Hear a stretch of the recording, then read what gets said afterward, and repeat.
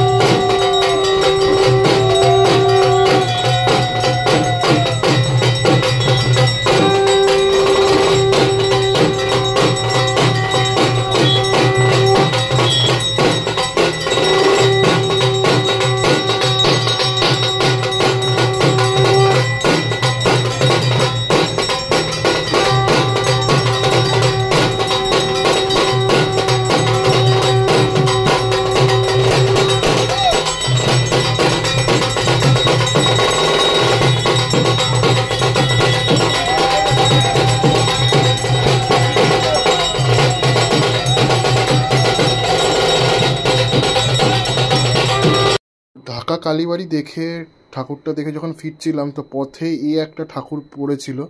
তো খুব সুন্দর লাগছিল। দেখো মাটিতে আলপনা দেওয়া হয়েছিল গণেশ পুজো উপলক্ষে এই পাড়াতে।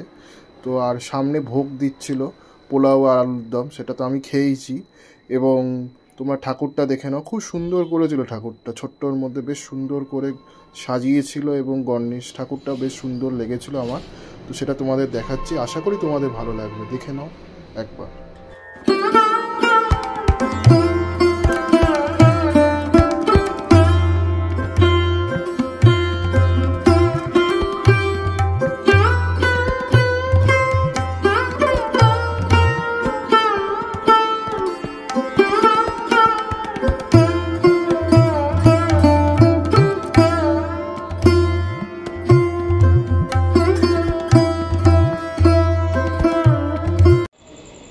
ঢাকা কালীবাড়ি লেক গার্ডেন্সে অবস্থিত। সেখানকার সবচেয়ে বড় গণেশ তোমাদের দেখিয়েছি, আশা করি খুব ভালো লেগেছে। গণেশ ঠাকুরটা বেশ অনেক বড়, তো আমার তো ফার্স্ট টাইম দেখলাম এই ঢাকা কালীবাড়ি অঞ্চলে এসে। তো তোমরা আশা করি তোমাদের ভালো লেগেছে। তো আজকের জন্য এইটুকুই রাখছি। আমি সিদ্ধার্থ, তো আজকের মতো সাইন আপ জানাচ্ছি আমার সিদ্ধার্থ ব্লগস চ্যানেল থেকে। অন্য কোনো ব্লগে অন্য কোনো সময় আবার দেখা।